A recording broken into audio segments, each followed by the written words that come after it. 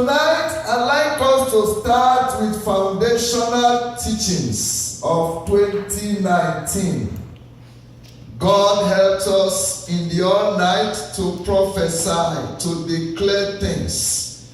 But I'd like us to get down to the nitty-gritty, to the basics that will help us this year to know what the mind of God is, to see our place in the mind of God, and to go ahead to achieve and realize those things which this God has ordained for us. Amen. Amen. And so tonight we'll be looking on year 2019, the year of divine dominion. Year 2019. My year of divine dominion, your year of divine dominion, and our year of divine dominion. Year 2019, if we interpret practically what that year stands for, looking at the numbers that gave us 2019, you will notice that the first number of 2019 is 2, and the second number is 0. The third number is 1, and the last number is 9. So additionally, if you add 2 plus 0, it gives you 0. Am I right? It gives you 2. Okay. If you add 2 plus 0, it gives you 2. And if you add that 2 that you carried to 1, which is the third figure, it gives you 3. And you carry that 3 and add to the last figure, which is 9, and it gives you what? 12. And so that means that the whole of this year, 2019, figuratively or prophetically, is the 12th year of the Lord. The 12th year of God. Now, I told you even from last year that God plays with numbers in this side of eternity. God uses numbers to do some unusual things, some unimaginable things, some miraculous things that beats imagination. And so this number 12 is one of the numbers that God uses for government. Number 12 is the number of God's judgment, God's government. Sorry, not judgment, but government. God uses this number 12 to rule in the affairs of men on earth. This number 12 is the number of God's government, God's administration, God's rulership. It is the number that God uses to rule in the affairs of men. I'd like us to look at the book of Daniel. It will give us a better understanding of this number, 12. Daniel chapter 4. I'd like us to read from verses 29 till the end of that chapter, which is about 37. Daniel chapter 4. I will be reading from verse 29. And it says, at the end of 12 months, at the end of December, he walked in the palace of the kingdom of Babylon. What we are going to talk about began to happen at the end of 12 months. You know, we just ended the 12 months to enter into the 12th year of the Lord. And so, most of the things we're going to say is a picture of how this year is going to look like. It will interest you to know how interested God is with this year from this scripture. Now verse 30.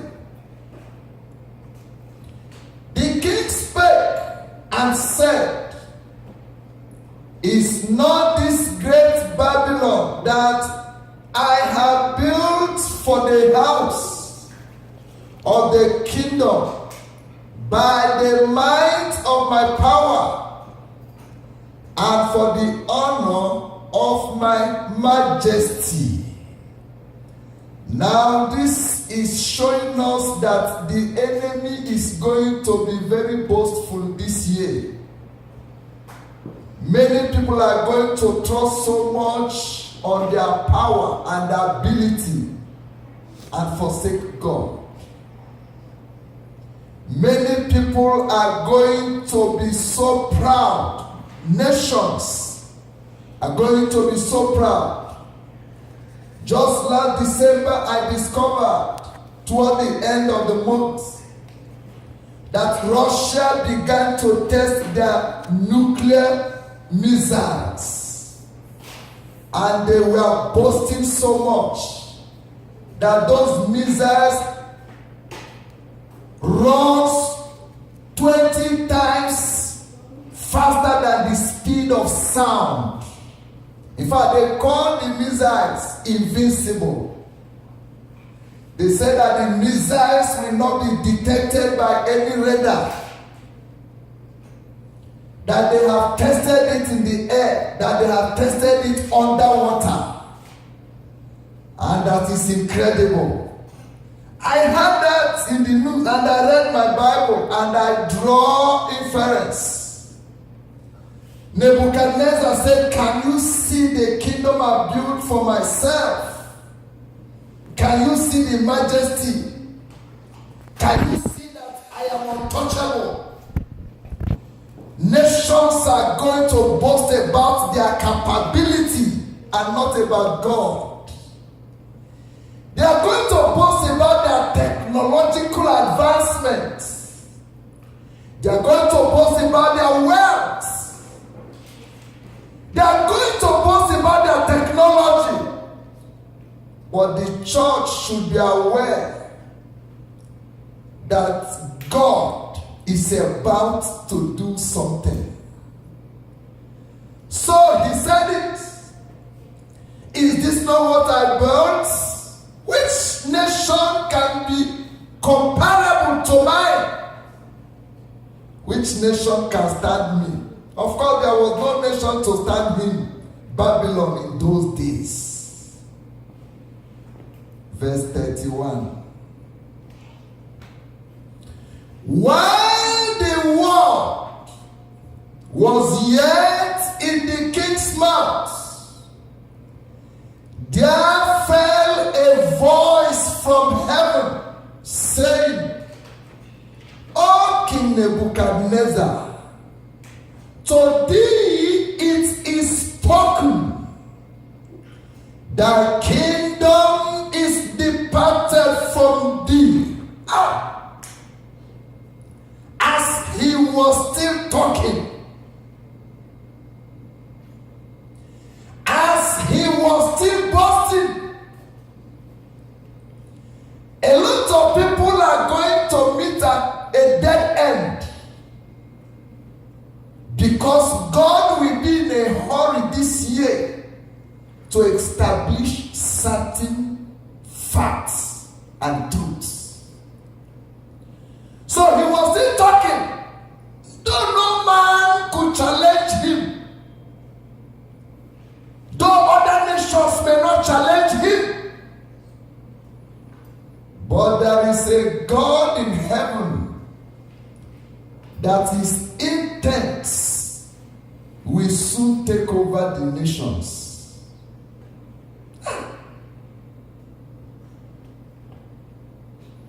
As he was still speaking, there was a counter voice, though not from earth, but there was a voice from heaven. It may interest you that he may not have had this voice, because the voice is coming from heaven. So most of the things that God may begin to do may not be captured in your daily news in the television, because they will be spiritual. Most of the things that God may be doing may not be on your daily print or magazines, because they are spiritual.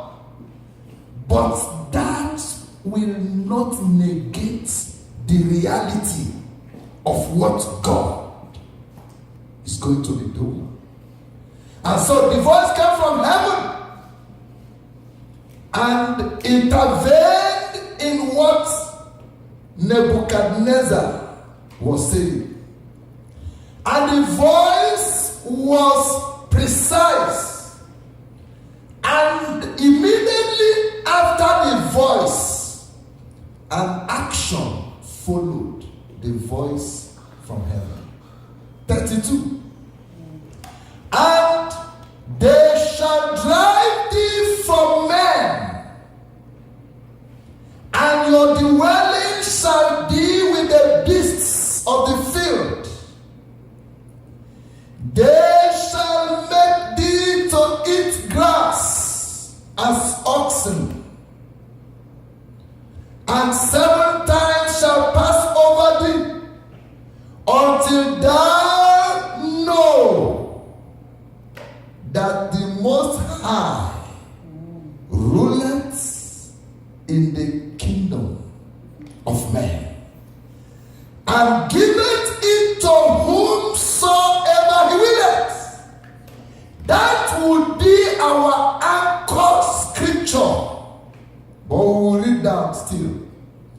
The intent of what God will be doing in this year is to let the nations know, is to let the governments of the nations know, is to let families know, is to let organizations know that the Most High ruleth over the affairs of people on earth.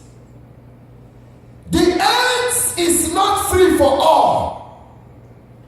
Men may do what they want to do. Men may say what they want to say. But God wants you and I to know that the Most High rules over the affairs of people as long as we're on the earth. So it doesn't matter what we think, what people do. It doesn't matter whether people believe it or not, because we will soon see from here the picture of this year. So, all that had been spoken to him was just to let him understand that the Most High situation of people. You know, sometimes you pass through some challenges. You think you have been forgotten or that you are alone. You're not right.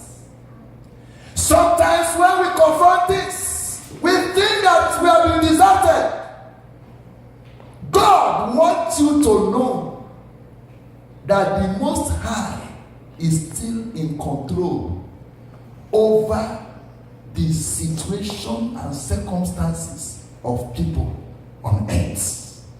Many times it may not look like it, but I tell you, as God liveth, that situations and circumstances will begin to realize that a decree has been sent forth from heaven to compel men and the earth to know that the Most High is still in charge. He has not resigned. And he will never resign. There is nobody that can overthrow him. He is in charge because your earthly governments, their terms expires. Either democratically or by military coup or by death or several situational responsibilities or actions.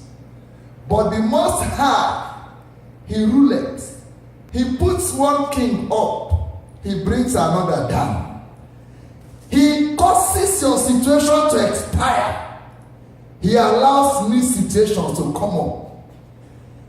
Nebuchadnezzar needs to know this, because the 12th month has expired and he has stepped into the 12th year of God, when God's government must be established on earth.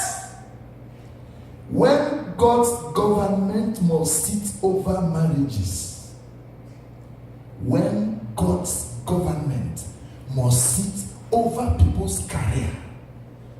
Those who recognize it and walk in that pathway will eventually become the instruments that God would use to establish his dominion in different phases of our universe, our earth.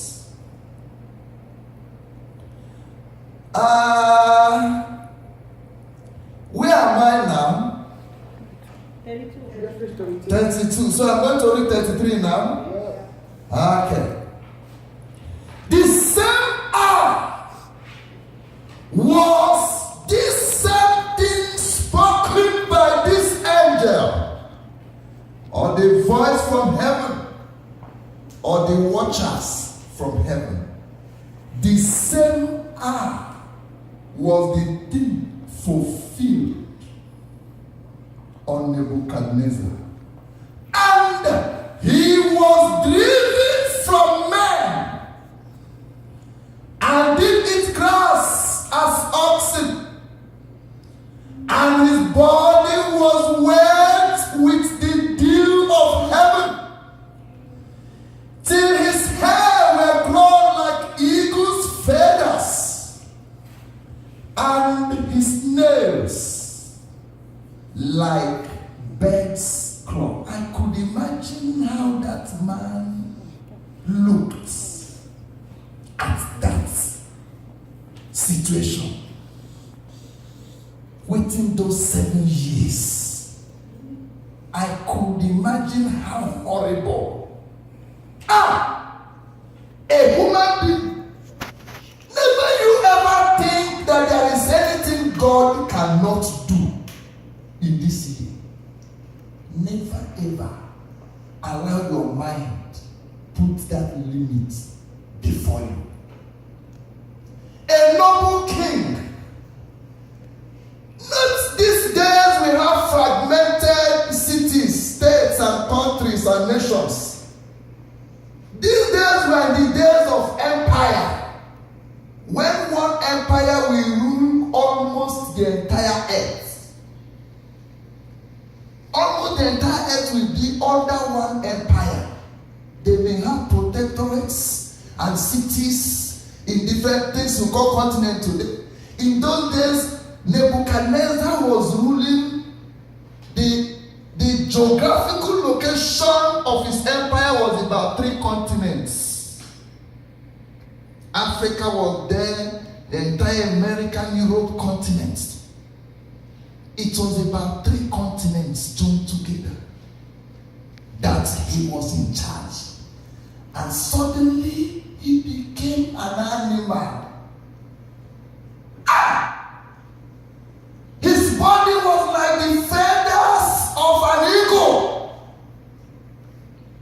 And his nails, a president with all the presidential service, kitchen cabinet. Everything you could imagine is at his beck and call. Suddenly, that situation changed in a twinkle of an eye. This is only what God in heaven could do. And so, 34. And at the end of the days,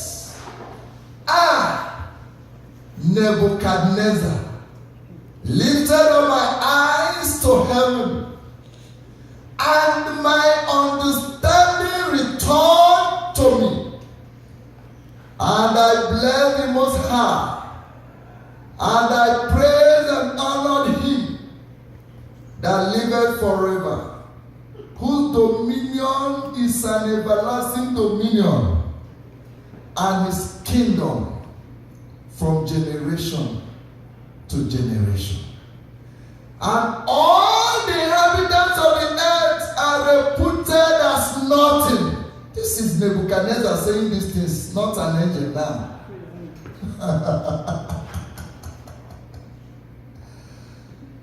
And he doeth according to his will in the army of heaven. So he saw that the heavens has an army.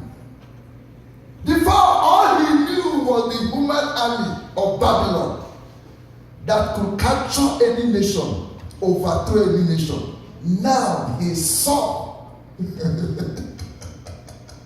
there is another dimension of military.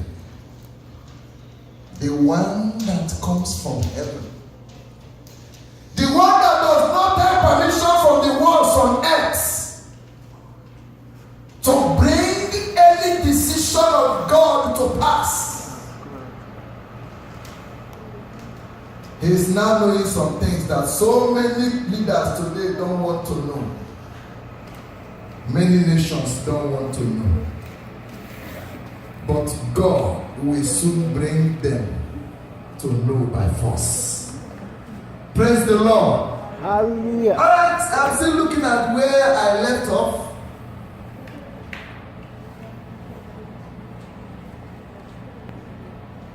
I think I'm in 35, right? And all the inhabitants of the earth are reputed as nothing. And he doeth according to his will in the army of heaven, and among the inhabitants of the earth, and none can stay his hand, or say to him, what doest thou? At the same time, my reason returned to me, and for the glory of my kingdom, my honor and brightness returned unto me, and my counselors, my Lord, sought unto me, and I was established in my kingdom. An excellent majesty was added unto me. Now I, Nebuchadnezzar, praise and extol and honor the King of heaven, all whose works are truths, and his ways judgment, and those that walk in pride he is able to abase. to put down. Now, this is an interesting place. I like us to discuss a little more. Because he was the emperor of Babylon, the king of Babylon, the man that has enormous power. In empire, there is no division of power or separation of power like in democracy. The king or the emperor is supreme. He is the law. There is nothing like power resides with legislators or the judiciary and the executive, so they check and balance each other. No. In empire, the power is supreme, residing on one man called the emperor or the king. And that was his place until heaven stepped in. One question I asked myself was, when he was driven to the bush and he became an animal, one of them, who was the king for those many years? Now talk to me. Who was the king? Who was the king? For 7 years. Who was the king? Because there was no other person that became the king physically. So who was the king? That was what Nebuchadnezzar saw, that is making him to speak the way he was now speaking. Because he was taken away. The throne was not served by any physical person. Yet the country did not collapse. The country was still moving on. Things were still going under. Checks were being signed, contracts were being awarded, and so on.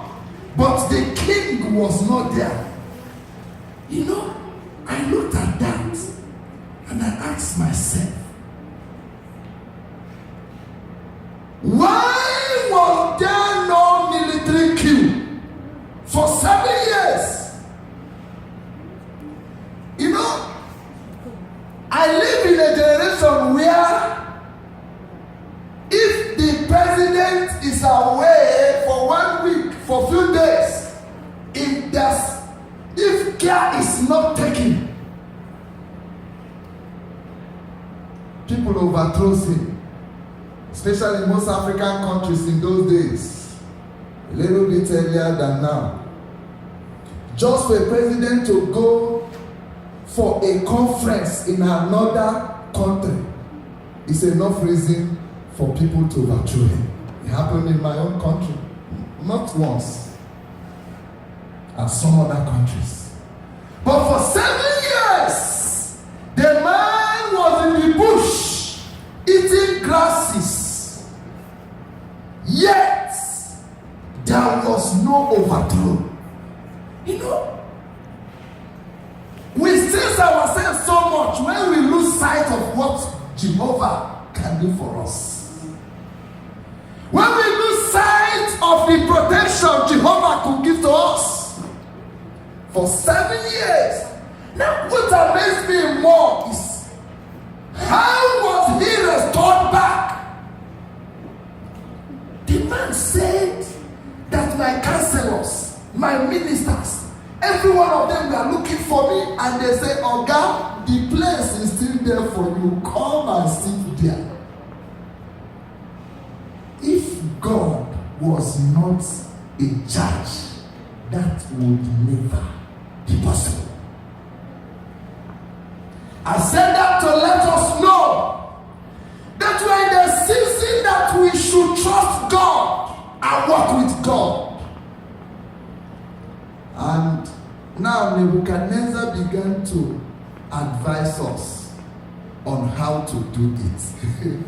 I just want to show us few points what we should do to be the instruments of God's government.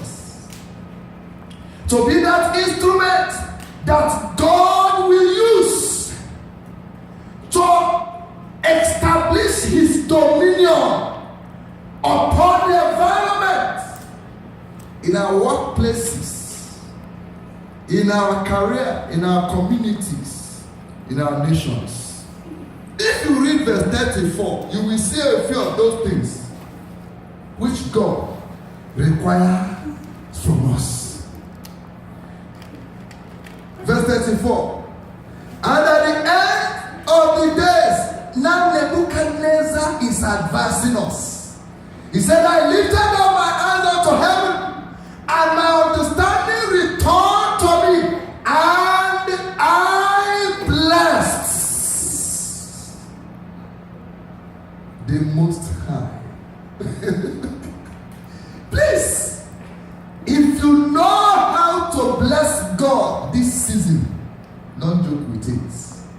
It's going to be a key that will put his authority in your hands. Number one, I blessed God. We need to bless God at all times, in every situation, in every circumstances.